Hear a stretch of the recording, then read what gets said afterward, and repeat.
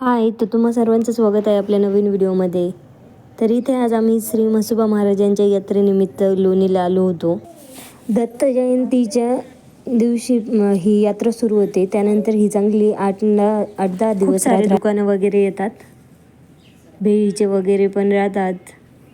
सगळ्या प्रकारचे दुकानं वगैरे राहतात तिथे. एवढ्या सगळ्या परिसरामध्ये ना हीच खूप मोठी यात्रा भरते. तर असे ज्वेलरीचे वगैरे पण खूप सारे दुकानं आहे. गॉगल्स वगैरे. संध्याकाळची इथे ना खूप गर्दी होते, कारण की मस्त अशी लाईटिंग वगैरे असतं, मग त्यामुळे लोक खूप सारे संध्याकाळीच येतात. ही यात्रा डिसेंबरमध्ये असते, थंडीच्या दिवसात, तरी पण खूप गर्दी राहते लोकांची. तर अशी खूप गर्दी होती तिथे. खेळण्याचे वगैरे पण खूप सारे दुकानं राहत्या. इकडं अननस वगैरे होतं. इकडे लहान मुलांना खेळण्यासाठी पाळणे वगैरे पण होते. पण मग श्री नाही म्हणत होता खेळण्यासाठी, त्याला भीती वाटते त्यामध्ये बसल्यावर. इथे ते आईस्क्रीम घेत होते. एवढी थंडी होती तरी त्याचं चाललं होतं की आईस्क्रीम घ्यायची. तर इथे ना मांडे चालू होते, विकत होते ते मांडे करून. पुरणपोळी असते ते. म्हणतात की ही गहू आहे ना ते असे कमी पाण्याच्या खापरावर, त्यामुळे एवढे लांबतात. तर त्यासाठी ना तेच पीठ वापरत्या. पुरणही खूप बसतं त्यामध्ये म्हणतात ते.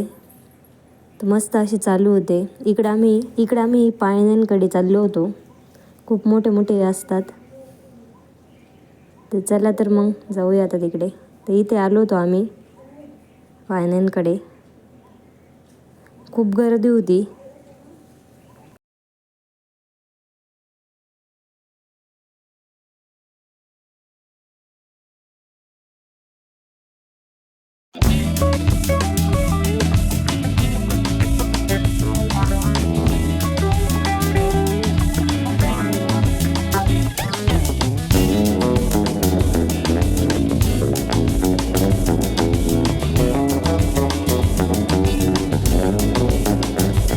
हे नवीनच आलं होतं हे वर्षीच, कारण दरवर्षी नसतो असा.